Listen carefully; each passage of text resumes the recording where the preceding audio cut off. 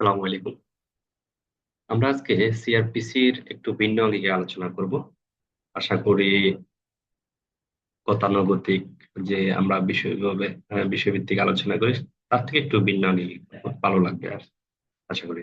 ওকে, দেখেন, এক বন্ধু আরেক বন্ধুর সাথে উম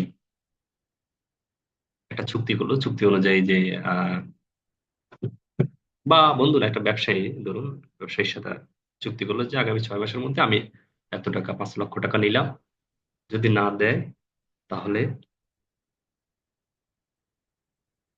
তাকে বাংলাদেশের আইন অনুযায়ী ব্যবস্থা নিতে পারবে, এমন একটা আর্টিকেল লেখা ছিল তার ইয়েতে, স্টাম্পে। ওকে, তখন কি করলো, উনি ওই টাকাটা দিল না নির্দিষ্ট সময়ে।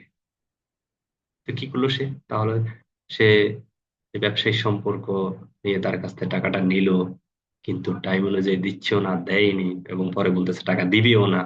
তাহলে সে কি করলো? ক্রিমিনাল ব্রিচ অফ ট্রাস্ট করলো, প্রতারণা তার সাথে। এই একটা ঘটনা। দ্বিতীয় ঘটনা হচ্ছে, এক ব্যক্তি চুরি করলো। তো ক্রিমিনাল ব্রিচ অফ ট্রাস্টের যে সেকশনটা, এটা হচ্ছে 420 আর 406, cheating and criminal breach of trust. আর থেফটের হচ্ছে theft and theft from dwelling house হচ্ছে 379 অ্যান্ড 380। এখন এই যে দুইটা ঘটনা এখানে ঘটলো, চুরি হলো, ক্রিমিনাল ব্রিচ অফ ট্রাস্ট হলো, এই দুইটা বিষয় একটা অপরাধ। সেই অপরাধটা আমরা কিভাবে বুঝলাম? এটা যে একটা অপরাধ কিভাবে বুঝলাম? কারণ অপরাধ সম্পর্কে সিআরপি সেকশন 2 তে, এবং পেনাল কোডের সেকশন 40 তে, এবং জেনারেল ক্লজ অ্যাক্টের সেকশন 337-এ, 3 সাবসেকশন 37-এ বলা হয়েছে অপরাধ সম্পর্কে। অপরাধ কি? কোনো কাজ বা কার্যবিরতি, বাংলাদেশের প্রচলিত আইনে শাস্তিযোগ্য অপরাধ, এটি হচ্ছে এটা অপরাধ, অফেন্স। এখন উনি কি করলো? ওনার ওই যে ব্যবসায়ীর সাথে যে বিশ্বাসভঙ্গটা করলো, উনি একটা সিআর মামলা ফাইল করতে পারে কোর্টে। আর ওই যে যেটা চুরি হয়েছে, ওই ব্যক্তি উনি কি করলো, উনি একটা থানায় গেল, থানায় গিয়ে একটা মামলা করতে পারে, জিআর মামলা। তো উনি করবে জিআর মামলাটা 154-এ থানায়, পুলিশ নিবে এফআইআর হিসাবে, ফার্স্ট ইনফরমেশন রিপোর্ট হিসাবে নিতে পারে। আর সিআর কেসটা ম্যাজিস্ট্রেট নেবে 190, সিআরপিসি সেকশন 190 অনুযায়ী আমলে নিতে পারে। এখন সিআরপিসির সেকেন্ড শিডিউলে বলা হয়েছে কোন কোর্ট এটা বিচার করবে, এই কলামে বলা হয়েছে। এবং এই মামলা, এই সেকশনের যে ম্যাটারটা, সেটা কি বেইলেবল অর নন বেইলেবল, সেটা বলা হচ্ছে ফিফথ কলামে। আর থার্ড কলামে লেখা আছে arrest without warrant or with warrant. মানে এই মামলাটা যদি ফাইল করা হয়, তখন কি ওয়ারেন্ট ছাড়াই কি অ্যারেস্ট করতে পারবে, না ওয়ারেন্ট লাগবে অ্যারেস্ট করার জন্য? সেই বিষয়টা থার্ড কলামে বলা হয়। সেকেন্ড শিডিউলটা একটু আহ, মনে রাখবেন, কাজে লাগবে। এখন ফাইল করবে উনি কোর্টে করবে, আর একটা পুলিশ স্টেশনে করবে, আমরা বলে দিয়েছি দুইটা, দুই ব্যক্তি। এখন কোর্ট তো অনেক কোর্ট, সেটা সেকশন 6-এ বলা হচ্ছে আমাদের ক্রিমিনাল কোর্ট দুইটা। তা আমি তো ক্রিমিনাল কোর্ট দুইটা ঠিকই জানি, একটা হচ্ছে কোর্ট অফ সেশন আর একটা কোর্ট অফ ম্যাজিস্ট্রেট। তো উনি কোথায় মামলা করবে? উনি কি কোর্ট অফ সেশনে গেলে মামলা করলে হবে? না, কোর্ট অফ সেশনে সেকশন 193-তে বলা হচ্ছে কোর্ট অফ সেশন সেশন প্রাথমিকভাবে, মানে অরিজিনাল জুরিসডিকশন হিসেবে কোনো মামলা আমলে নিতে পারে না, স্পেশাল কোনো আদেশ ছাড়া।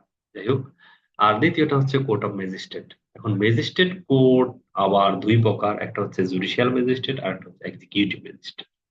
জুডিশিয়াল ম্যাজিস্ট্রেট আবার বলা হয়েছে কয়েক প্রকার। জুডিশিয়াল ম্যাজিস্ট্রেট 4 ক্লাসের কথা বলা হয়েছে এখানে। তো এই জুডিশিয়াল ম্যাজিস্ট্রেটেই উনি যাবে মামলাটা ফাইল করতে, কিন্তু সেখানে সিএমএম আছে, এসিএম আছে, মেট্রোপলিটন ম্যাজিস্ট্রেট আছে, ম্যাজিস্ট্রেট অফ ফার্স্ট ক্লাস, যেটা মেট্রোপলিটন ম্যাজিস্ট্রেট ঢাকার ভিতরে বা মহানগরের ভিতরে, আর মহানগরের বাইরে হচ্ছে judicial magistrate, magistrate of second class, third class, যদিও এগুলো নাই। চিফ, অর্থাৎ চিফ, চিফ বলতে chief metropolitan magistrate and chief judicial magistrate, দুইটার আন্ডারে যত ম্যাজিস্ট্রেট আছে সবই ফার্স্ট ক্লাস ম্যাজিস্ট্রেট। এখন এই যে ঢাকায় যেমন মহানগর এলাকায় চিফ মেট্রোপলিটন ম্যাজিস্ট্রেট নামে যে কোর্টটা, এটার আন্ডারে অনেকগুলা কোর্ট আছে, এডিশনাল চিফ আছে, এবং সেই সাথে সাথে মেট্রোপলিটন ম্যাজিস্ট্রেট 1 2 3 এরকম অনেকগুলা কোর্ট আছে। ঢাকা কোর্টে মনে হয় 37টা প্রায় মেট্রোপলিটন ম্যাজিস্ট্রেট। তো এই কোর্ট গুলার মধ্যে যে কোনো একটাতে উনি মামলা ফাইল করবে, অ্যাড্রেস করবে চিফ মেট্রোপলিটন ম্যাজিস্ট্রেট বা চিফ জুডিশিয়াল ম্যাজিস্ট্রেট। যদি উনি কেরানীগঞ্জের মামলাটার ঘটনা হয়, তখন উনি চিফ জুডিশিয়াল ম্যাজিস্ট্রেটে যাবে, কেরানীগঞ্জ, সাভার, আহ ওগুলো আর কি, নবাবগঞ্জ। আর যদি এটা মহানগর এলাকাতে হয়, ধানমন্ডি, কলাবাগান, আহ পল্টন যেগুলো হয়, সেখানে উনি সিএমএম এর কাছে যাবে। তো উনি এই দুই কোর্টের যে কোনো একটাতে যাবে, সেখানে গিয়ে মামলা ফাইল করবে। তো সেখানে তো আবার অনেকগুলা কোর্ট। তো কোর্ট কোন কোর্টে মামলা ফাইল করবেন, প্রত্যেকটা থানা ওয়াইজ কোন থানার মামলা কোন কোর্ট মোড হিসাবে আমলি হিসাবে গ্রহণ করবে, সেটার আলাদা একটা চিফ সিজিএম বা সিএমএম রা ওনাদের অ্যাডমিনিস্ট্রেটিভ পাওয়ারে একটা লিস্ট দিয়ে রাখে যে এই থানার মামলা মেট্রোপলিটন ম্যাজিস্ট্রেট 10-এ হবে, এবং এই থানার মামলা জুডিশিয়াল ম্যাজিস্ট্রেট 3-এ হবে, এরকম। আরেকটা হচ্ছে কোর্ট অফ সেশন। তো এখানে তো আমরা বলে দিয়েছি কোর্ট অফ সেশনে হচ্ছে সেকশন 9-এ বলা হয়েছে। কোর্ট অফ সেশন আবার 3 প্রকার, আহ সেশন সেশন জাজ কোর্ট, আর মহানগর এলাকা হয় মেট্রোপলিটন সেশন জাজ কোর্ট, এডিশনাল সেশন, আর একটা হচ্ছে জয়েন্ট সেশন। এই তিনটা। এরপরে দেখেন ওই ব্যক্তি কি করলো, ওনার চুরি হয়ে গেল, চুরির জন্য উনি থানায় গেল, থানায় মামলা করবে, ওকে পুলিশ আমলে নিল। কিভাবে আমলে নিল? 154-এ আমলে নিল, ফার্স্ট ইনফরমেশন রিপোর্ট হিসাবে, যেহেতু একটা কগনিজেবল কেস, এটা এফআইআর হিসাবে নিল।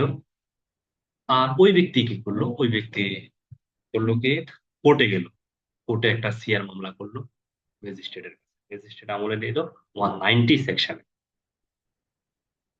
আচ্ছা, এখন দেখেন এই এফআইআর, এটা একটা এফআইআর এর নমুনা। এফআইআর এ দুইটা নাম্বার থাকে, একটা হচ্ছে কেস নাম্বার, যেটা বলে, আর হচ্ছে জিআর নাম্বার।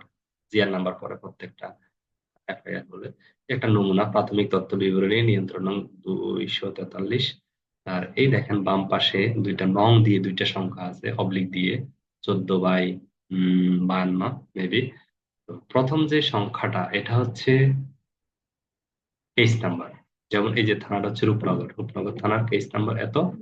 আর পরের যে অবলিক দিয়ে সংখ্যাটা সেটা হচ্ছে জিআর নাম্বার, জিআর নাম্বার এত। আর হচ্ছে সালটা হচ্ছে, এই হচ্ছে বিষয়টা। এটা হচ্ছে এফআইআর একটা নমুনা। যখন এফআইআরটা করা হয় তখন ওই পুলিশ কি করে, আহ এটা ম্যাজিস্ট্রেট বরাবর নিয়ে আসে, ওনার আমলি যে আদালতের, সেই আদালতে নিয়ে আসে। তখন উনি এটা দেখে একটা সিন করে দেয়, এই যে দেখেন, দেখলাম একটা সাইন দেখায় ম্যাজিস্ট্রেট। ওকে, নেক্সট দেখেন ইনভেস্টিগেশনের বিষয় আছে 155 এবং 156, কগনিজেবল, নন কগনিজেবল এবং কগনিজেবল অফেন্স। এর ইনভেস্টিগেট করবে সেকশন 155 এবং 156 এ বলা হয়েছে। অর্থাৎ আমার এই যে এফআইআর এর হলে সেটা যে ইনভেস্টিগেট করবে সেটাই বলা হচ্ছে 156।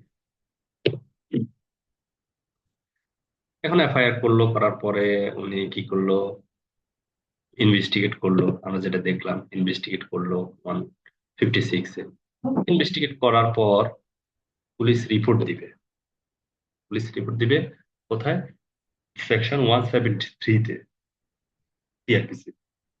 পুলিশ রিপোর্ট বলতে কি বোঝাচ্ছে, পুলিশ রিপোর্ট হচ্ছে পুলিশ যে একটা তদন্ত করলো, একটা মামলা হলো এফআইআর, এটা আদৌ কি সত্য আছে কিনা, বা এর সাথে আরো কারা কারা জড়িত, এই বিষয়টা সকল ডিটেলস নিয়ে, এবং তাদের বিরুদ্ধে পূর্বে কোনো মামলা হয়েছে কিনা, হয়ে থাকলে সেটারও একটা ডিটেলস বর্ণনা থাকবে সেখানে।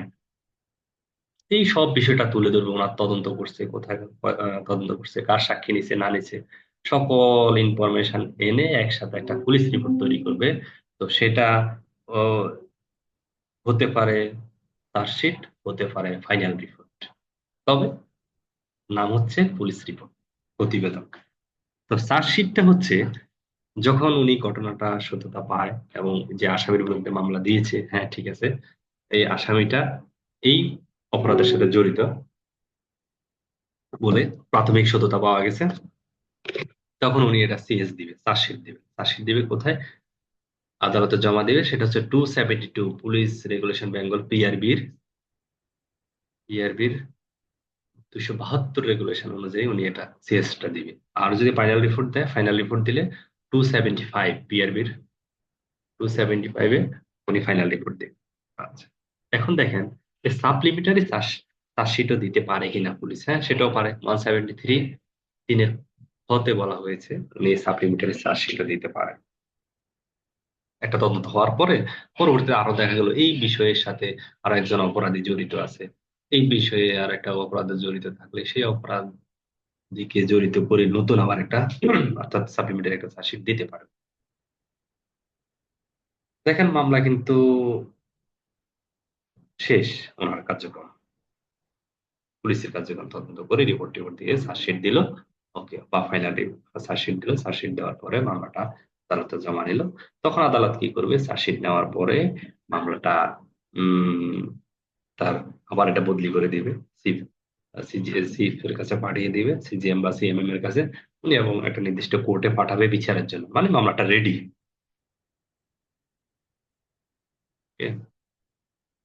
এখন দেখেন, যিনি ব্যক্তিটা ই করলো, ওই যে ব্রিচ অফ ট্রাস্ট করলো, উনি মামলাটা গেল কোর্টে, মেট্রোপলিটন ম্যাজিস্ট্রেট বা জুডিশিয়াল ম্যাজিস্ট্রেটে। বিজ্ঞ আদালত তার জবানবন্দি নিল, দেখলো তার সততা আছে কিনা, বা ওনার যদি কোনো সন্দেহ থাকে তাহলে উনি করতে পারে, এটা একটু স্থগিত রাখবে, পোস্টপোনমেন্ট ফর ইস্যু অফ প্রসেস। উনি কোনো প্রসেস ইস্যু করবে না, যেমন সমন বা ওয়ারেন্ট কোনো ইস্যু ইস্যু করবে না। উনি কি করতে পারে? উনি বলতেছে যে তো আমার একটু এটা তদন্ত হয়ে আসুক। তখন উনি এটা পুলিশ অফিসার বা আহ, এই যে direct inquiry or investigation to made by any magistrate subordinated to him or by police officer or by such other person as he thinks fit মানে যে কাউকে উনি এটা তদন্ত করে রিপোর্ট দেওয়ার জন্য বলতে পারে। তখন উনি এটা পুলিশকে দিতে পারে, সিআইডি কে দিতে পারে, পিবিআই কে দিতে পারে, বা কোনো ব্যক্তিকেও দিতে পারে। অনেক ছোট ছোট বিষয়ে স্কুলের হেডমাস্টার বিচার করে, বা অনেক থাকে যে ওদের কাছে যে দেয় যে এটা তদন্ত করে একটা রিপোর্ট দেন, ম্যাজিস্ট্রেট সেই ক্ষমতাটা রাখে। উনি এটা মামলাটা আমলে না নিয়ে বা প্রসেস ইস্যু না করে উনি এটা তদন্ত দিল। এটা হচ্ছে সিআর মামলার ক্ষেত্রে ওই ব্যক্তিটা। পরে উনি কি করলো? তদন্ত হয়ে আসলো, রিপোর্ট আসলো, ওই যে ওনার সাথে টাকাটা দেয়নি, ওনার সাথে পুলিশ ট্রাস্ট করছে, এই বলে প্রাথমিক একটা সত্যতা পাওয়া গেছে বলে পুলিশ একটা রিপোর্ট দাখিল করলো যে হ্যাঁ, এই যে মামলাটা উনি করছে বাদী, এই বিষয়টা সত্যতা আছে, আমি এই সাক্ষী নিয়েছি, এই ব্যক্তি উভয় পক্ষকে ডাকছি, তো আমি দেখলাম যে এখানে একটা সত্যতা আছে, প্রাইমা ফেসি আছে। তখন ম্যাজিস্ট্রেট কি করলো? এটা দেখে এর পরবর্তীতে মামলাটা আমলে নিবে 190-তে, তখন নিবে। কিন্তু প্রথমে কিন্তু নেয়নি উনি মামলাটা আমলে। প্রথমে উনি স্টপ রেখে উনি এটা স্টপ রেখে উনি তদন্তের জন্য পাঠিয়েছে। এখন কি করবো? উনি উনি ইস্যু প্রসেস, ইস্যু প্রসেসটা কি? দেখেন আমাদের সিআরপিসি এর সেকেন্ড যে শিডিউলটা, সেটার ফোর্থ কলামে বলা হচ্ছে সমন অর ওয়ারেন্ট ইস্যু প্রসেস। এই মামলার সত্যতা আছে, ওই কলামে বলা আছে। যেমন 420, 406, ওই চতুর্থ কলামে বলা আছে কি প্রাথমিক অবস্থায় কি সমন ইস্যু করা যাবে না ওয়ারেন্ট ইস্যু করা যাবে। তো সেই অনুযায়ী উনি আগাবে। দেখা গেল হ্যাঁ সমন ইস্যু করা যায়, ওয়ারেন্ট ইস্যু করা যায়, তখন তো ওনার ইচ্ছা যে উনি সমন ইস্যু করবেন। তখন হ্যাঁ মামলাটা আমলে নিয়ে, যেমন 420, 406 দ্বারা, 406 দ্বারা আমলে নিয়ে উনি মামলাটা সমন দিতে পারে। এটি হচ্ছে ইস্যু প্রসেস। সমন দিবে কেন? যে হ্যাঁ, আহ, ওই ব্যক্তিকে, স্বামীকে একটা নির্দিষ্ট ডেটে কোর্টে হাজির হতে বলা হবে। এটা হচ্ছে সমন। আচ্ছা, এখন দেখা গেল উনি সমন দিলেন বা ওয়ারেন্ট দিলেন, কিন্তু সমন দিলেন পরবর্তী, প্রথমে ধরে নেন, পরবর্তীতে তাকে ওয়ারেন্ট দিল, তাকে খুঁজে পাওয়া যাচ্ছে না, সে পলাতক আছে, আত্মগোপনে আছে। তখন কি করবে? তখন এই ম্যাজিস্ট্রেটের কাছে আরো কিছু রাস্তা আছে, সেগুলা থেকে উনি আগাবে। পরবর্তীতে উনি ডাব্লিউপি অ্যান্ড ইস্যু করতে পারে, warrant of proclamation and attachment, এটা সেকশন 87 এবং 88 এ বলা আছে সিআরপিসির, সেটা অ্যাপ্লাই করবে। তার পরবর্তীতে কি করবে উনি? এর পরবর্তীতে তাও যদি না হয়, সে না আসে তার মধ্যে, তখন উনি আহ পত্রিকা বিজ্ঞপ্তি দিবে। বাদে তখন বাদের খরচায়, নিজ খরচায় পত্রিকা বিজ্ঞপ্তি দিবে, দুইটা বাংলা দৈনিক পত্রিকা, টু নিউজ পেপার, বাংলা পত্রিকা। কন্ডিশন হচ্ছে যদি উনি পরবর্তীতে বেল নিয়ে থাকে, তাহলে আর এই নিউজ পেপারের প্রয়োজন নাই, অটোমেটিক মামলাটা ট্রায়াল ইন অ্যাবসেন্টিয়া চলে যাবে। এখন কথা হলো, ওয়ারেন্ট অফ প্রোক্লামেশন এন্ড অ্যাটাচমেন্টের ক্ষেত্রে এক ব্যক্তি, কোন এক ব্যক্তির যদি অ্যাটাচ করা হয় প্রপার্টি, তখন থার্ড পার্টি আইসা 6 মাসের ভিতরে ক্লেম করতে পারে যে এটা তো ওনার না, এটা আমার বিষয়, এই সম্পত্তিটা। তখন সেটা ইনভেস্টিগেট করতে পারে 6 মাসের মধ্যে। যদি ওনার এটা রিজেক্ট হয়, if reject can file suit for right to property, 88(6) এর ইতে বলা হচ্ছে, যদি ওনার ওই আবেদনটা প্রত্যাখ্যান হয়, তাহলে উনি right to suit for property, ওই যে সিভিল মামলা করতে পারবেন, যে এই মামলাটা আমার, এই সম্পত্তিটা আমার, এটা তো এটা ওই ব্যক্তির নামে, আমার সম্পত্তিটা ওই ব্যক্তির নামে অ্যাটাচমেন্ট হচ্ছে। আচ্ছা, কোনোটা যদি অ্যাটাচ হয়ে যায়, তাহলে এটা 2 বছরের মধ্যে, 89-এ বলা হয়েছে 2 বছরের মধ্যে এটা আহ, দাবি করতে হবে। আচ্ছা, এরপরে দেখেন, যদি তার পরবর্তীতে কি হলো, পত্রিকা দিলাম, পত্রিকাও আসলো না, না আসার পরে আমরা 339-এর বিতে চলে যাব, সেখানে ট্রায়াল ইন অ্যাবসেন্টিয়া শুরু। পত্রিকা দেওয়ার পরে ট্রায়াল ইন অ্যাবসেন্টিয়ার কার্যক্রম শুরু, দ্যাট মিন্স এখন মামলাটা ট্রায়ালে চলে যাবে। ট্রায়ালে যাবে, ট্রায়ালে তখন মামলাটা ওই সেম সিস্টেম, চিফের কাছে যাবে, উনি এটা মামলাটা আবার একটা নির্দিষ্ট কোর্টে বদলি করবে, ট্রায়াল কোর্টে, যে কোর্টে এটা বিচার হবে, সেই কোর্টে গিয়ে বিচার শুরু হবে, ট্রায়াল হবে, ট্রায়াল হবে, সাক্ষী হবে, জেরা হবে, রায় হবে। এই হচ্ছে ট্রায়াল প্রসিডিউরটা, এভাবে এখানে শেষ হয়। তো দেখেন, আমরা এখানে আরো তিনটা সেকশন দেখতেছি, 198, 107। অনেক সময় আমরা দেখি 100 ধারার মামলা বা 107 ধারার মামলা, 98 ধারার মামলা, এগুলো কিন্তু সিআরপিসি সেকশন, আমরা কিন্তু মামলা যেগুলা করে থাকি পেনাল কোডের সেকশন অনুযায়ী মামলা করে থাকি। তবে এই সেকশন গুলাতেও মামলা হয়ে থাকে। কখন হয়ে থাকে? বেশিরভাগ ক্ষেত্রে 100 দ্বারা যে পাওয়ারটা দেওয়া হয়েছে, সেটা মেট্রোপলিটন ম্যাজিস্ট্রেটকেও দেওয়া হয়েছে, এক্সিকিউটিভ ম্যাজিস্ট্রেটকেও দেওয়া হয়েছে, মানে ডিস্ট্রিক্ট ম্যাজিস্ট্রেটের আন্ডারে। তো সেখানে কাউকে অবৈধভাবে আটক করে রাখা হয়েছে, সেটা উদ্ধারের জন্য 100 দ্বারা একটা মামলা করা যায়। এক্সিকিউটিভ ম্যাজিস্ট্রেটেই এটা কাস্টম হয়ে আসছে, সেই কোর্টে হয়।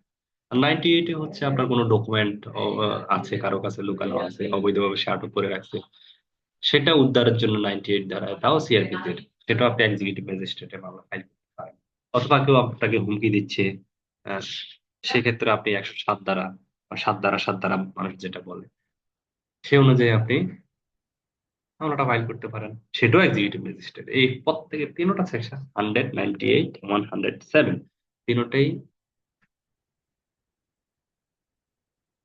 এক্সিকিউটিভ ম্যাজিস্ট্রেট কোর্টে হয়ে থাকে।